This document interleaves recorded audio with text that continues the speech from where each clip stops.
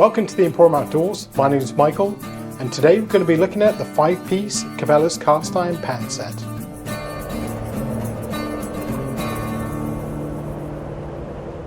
So I've owned this pan set for over a year and I use it for the majority of my cooking, apart from obvious things like making soup or anything with liquids really. I tend to use these for roasting, braising, anything where I can fry, that type of stuff. So let me take you through what the different pans are in the 5-piece set and what else comes with it. So starting from this side, we have a 12-inch skillet. It also doubles as a lid for the very deep frying pan type of deal. This is pretty good. If you're just cooking a stew or something like that, you can use that quite well. And then having this as a lid as well, it's very nice to have. So we also have this 10-inch skillet, which I find is perfect for making omelettes. And finally we have the Dutch oven. This is a 10-inch, so it comes with a lid. It's very deep.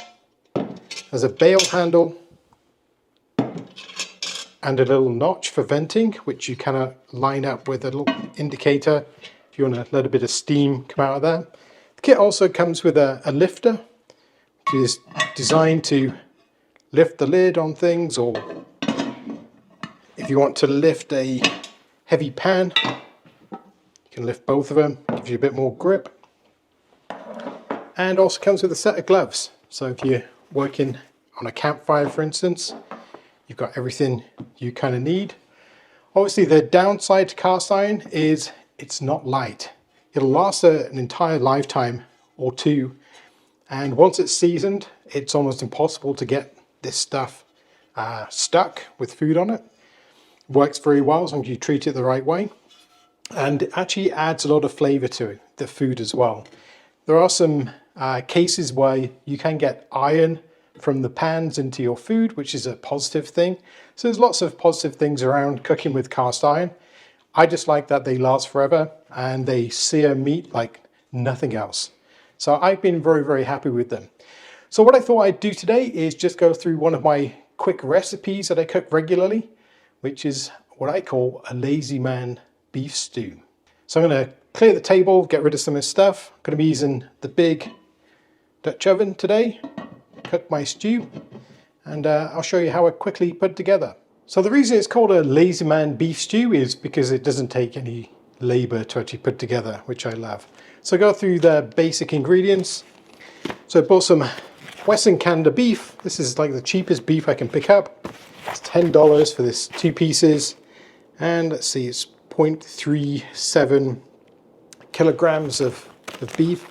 Cheaper the beef, the better. You don't want anything fancy.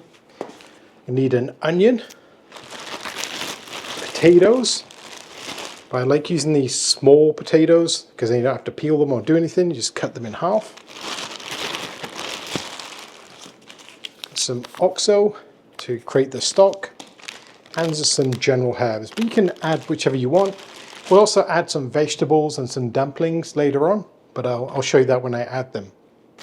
So first off, I'm just going to dice the beef.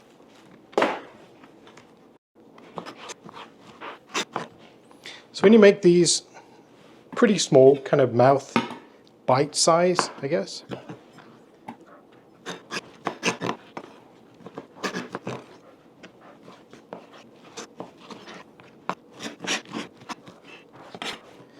That's all my beef done.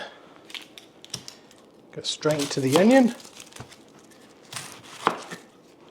You can substitute something like celery if you're not a big onion fan.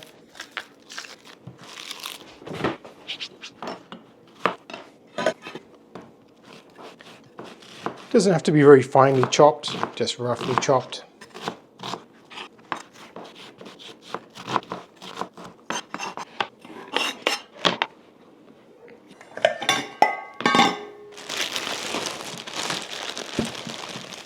Now for the potatoes.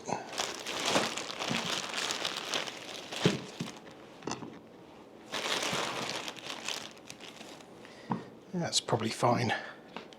So all I do with these, just halve them. They're a little bit larger, just take them into thirds.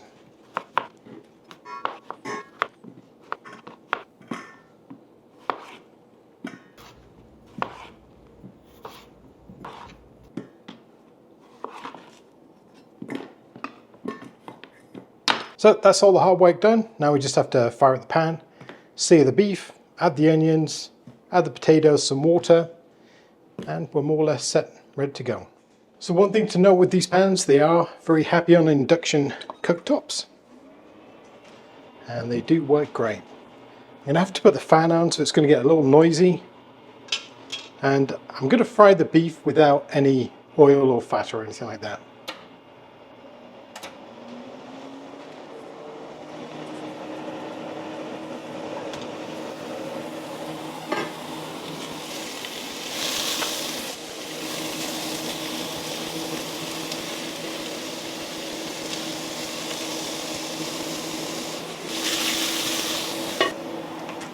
You see it's generated some of its own fluid, but what I'm looking for is these kind of seared outer parts, just like steak.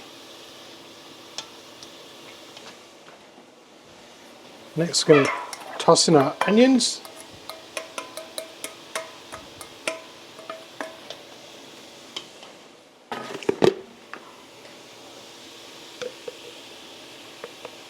Some pureed garlic.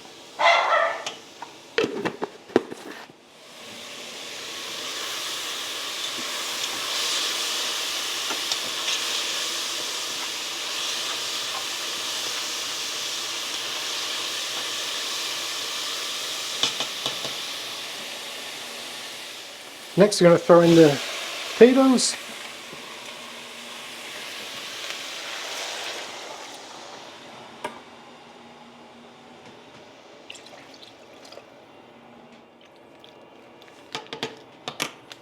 I'm going to put in the oxo.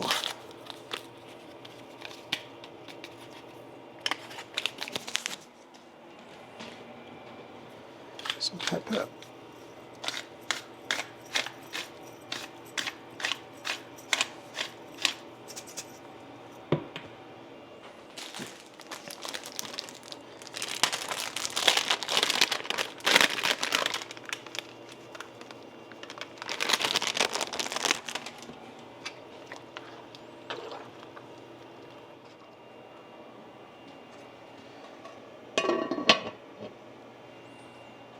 So I'm going to let this simmer for 1.5 hours to 2 hours minimum, just to let that beef really tenderize. The cheaper beefs take longer, but they actually taste much better. And then I'll add some frozen vegetables just to kind of fill it out a little bit, but I only do that towards the last 15-20 minutes or so. But what I'm going to do now is make some dumplings to go into the stew. That just really gives it that extra bit of niceness to bite into. So for the dumplings, I'm just going to go with 1/2 cup of flour, then 1 teaspoon of baking powder,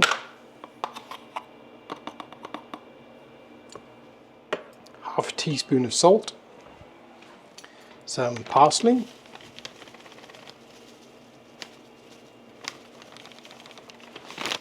half a teaspoon of margarine, and 1/4 cup of milk.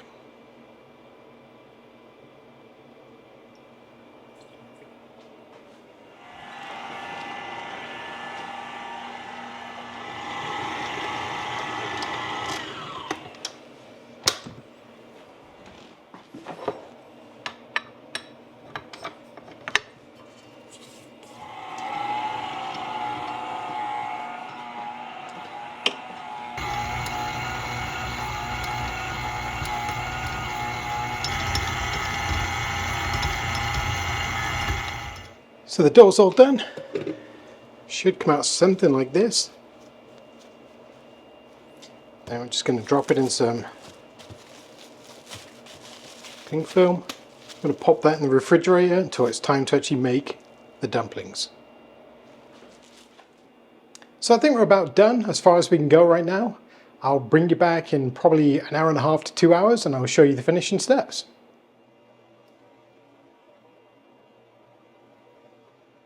Okay, so we've been cooking for about an hour or so, and I think it's time to throw in the vegetables. So I'm going to grab some frozen vegetables, throw them in, and get those dumplings out as well, get those ready to put in. So I'm just going to use mixed veg. I don't actually have as much as I thought I had in here. I would normally add more, but this will do.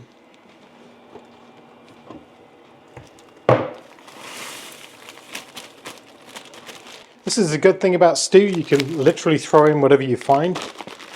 So, all these green beans.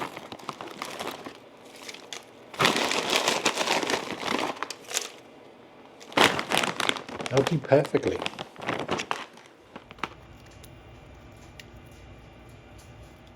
So I've got my dumpling mix out of the refrigerator, so I'm just going to make small dumplings. They do swell up quite a bit, so you want to make them about the size of thumb-ish, I guess, about this big, and just pop them straight in.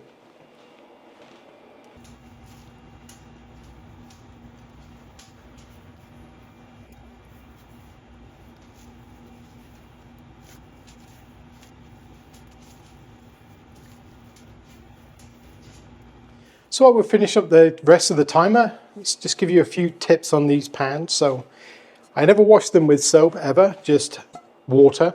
So what I'll normally do is when they're dirty, just put some water in, put it back on the stove, let it boil so it loosens up anything. If there is anything that's like seriously welded to there, I would let it soak for a little while. But other than that, you normally just put hot water in them, rinse it off with a cloth, or you can sometimes use a brush if it's pretty stubborn. And once it's clean, put it back on the stove, heat it up again, and I spray in canola oil. I don't use olive oil. I don't think it works as well for the protection, but use a vegetable oil, and then I'll coat the inside of it, not heavily, but with a spray, and then I'll wait until it smokes, until the pan is nice and hot, and then I'll take the heat off, take a paper towel, and just wipe the inside, and you'll be left with a clean, ready pan. This is so much better than non-stick. You don't have any Teflon that can come loose or any of those other coatings that they use. This is good old cast iron that will last generations of people's lives. And you can use it either in a kitchen setting like this, or you can take this out camping. The pan doesn't care. It's always going to be there. The other good thing is you can put it straight in the oven at any temperature, and this thing will survive without any problems at all.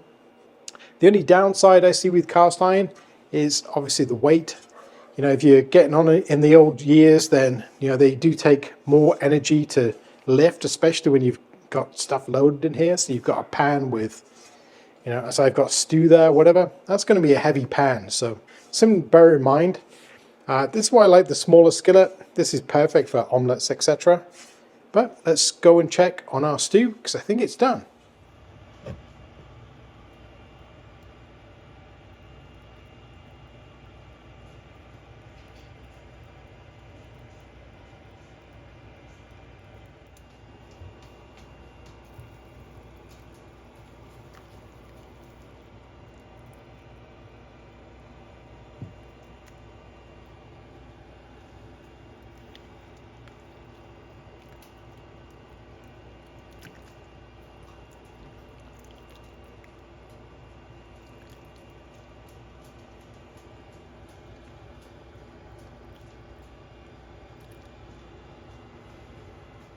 So that's my stew. Let's give her a bit of a taste. Oh, that's good.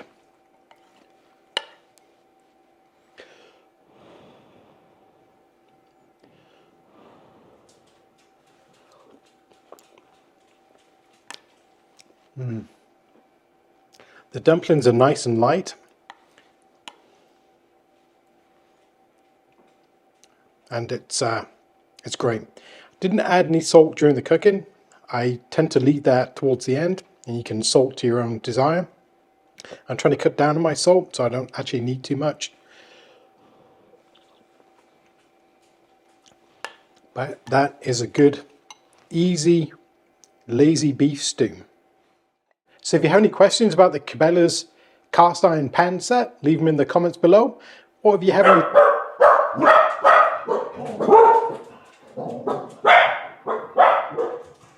or you'd like to adopt a corgi, just let me know in the comments. I'll even pay for shipping. That dog. So if you have any questions about the Cabela's cast iron pan set, leave them in the comments below, or you have any tips about my stew, something else you would change about it, or let me know what your recipe is for beef stew. But until next time, take care.